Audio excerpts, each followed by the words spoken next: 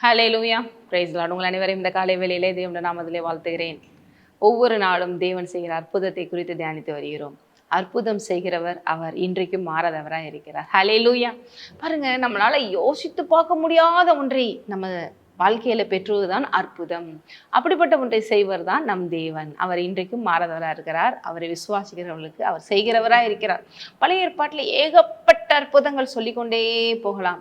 அதுலேயும் பாருங்க, மோசே மூலமா செய்கிறாரு, எலியா மூலமா செய்கிறாரு, எலிசா மூலமா செய்கிறாரு. ஏகப்பட்ட அற்புதங்களை ஏகப்பட்ட விஷயங்களும் பார்க்குறோம். குறிப்பா எலிசா மூலமாக நடந்த இன்னொரு அற்புதத்தை பார்க்க போகிறோம்.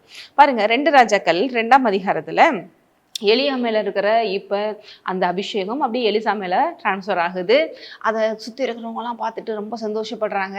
அதுக்கடுத்து என்ன நடக்குது அப்படின்னு பாத்தீங்கன்னா 19, அந்த பட்டணத்தின் மனுஷர் எலிசாவை நோக்கி, இதோ எங்கள் ஆண்டவன் காண்கிறபடி இந்த பட்டணம் குடியிருப்புக்கு நல்லது, தண்ணீரோ கெட்டது, நிலமும் பால் நிலம் என்றார்கள். ஒரு பட்டணத்துல இருக்கும்போது அவங்க எலிசாட்ட இதை பத்தி பேசுறாங்க. பார்க்கறதுக்கு எங்க பட்டணம் நல்லா தாங்க இருக்கு, ஆனால் தண்ணீர் அதுக்கு சரியில்லாத தண்ணீர், அது மாதிரி நிலங்களும் சரியில்லை. ஏன்னா தண்ணீர் படப்பட தானே அந்த நிலத்துல அந்த விவசாயம் அதெல்லாம் பண்ண முடியும். அதே நேரத்தில் நிலம் ஒண்ணுமெல்லாம் போச்சு, பார்க்கதான் அப்படி அப்படி. அப்பொழுது அவன் ஒரு புது தோண்டியை எடுத்து அதிலே உப்பு போட்டு கொண்டு வாருங்கள் என்றான்.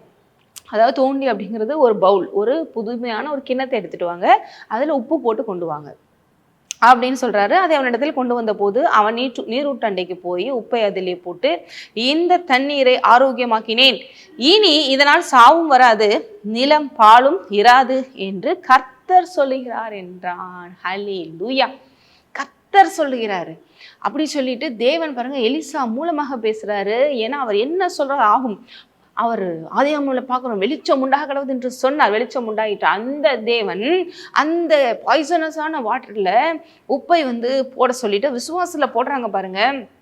அதை போட்ட விட்டு அதுக்கடுத்து என்ன சொல்றாங்க அப்படின்னா, இனிமேல் இந்த தண்ணியில எந்த விதமான பாய்சன்ஸும் கிடையாது, இனிமேல் இது நல்ல தண்ணியா இருக்கும் என்று கர்த்தர் சொல்றார். அதனால நிலமும் நல்லா இருக்கும், சாவும் வராது.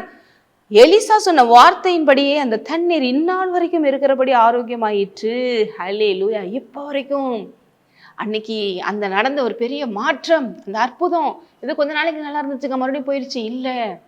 அது இப்போ வரைக்கும் தேவனுடைய வார்த்தையின்படியே நல்ல நிலமாக, நல்ல நீராக, பாய்சன் இல்லாம சாவி கொடுக்காம இருக்கிறது. அப்போ எவ்வளோ பெரிய தேவன் நம் தேவனுக்கு யோசிச்சு பாருங்க. இன்றைக்கு இந்த உப்பை போல நம்மளும் பாருங்க, தேவன் சொல்றாரு, நீங்கள் பூமிக்கு உப்பா இருக்கிறீர்கள்.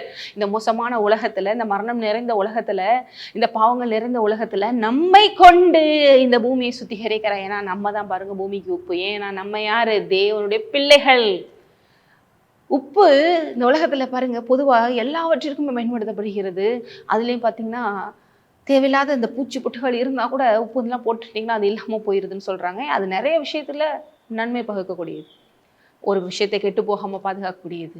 அப்ப இன்றைக்கு உலகத்துல இருக்கிற மரணத்தின் கூரை தேவன் அவருடைய பிள்ளைகளாகிய நம்ம மூலமாக உப்பாகிய நம்மை அவருடைய ராஜ்யத்திலே எடுத்து பயன்படுத்தி இந்த உலகத்திலே கலக்க செய்து நம்மை கொண்டு இந்த உலகத்தை சுத்திகரித்து பரலோகம் மாற்ற இன்றைக்கு உண்மையுள்ளவராக இருக்கிறார். இதுல இருந்து பாருங்க, நம்ம தேவனால் செய்யக்கூடாத காரியம் ஒன்றுமே இல்லை.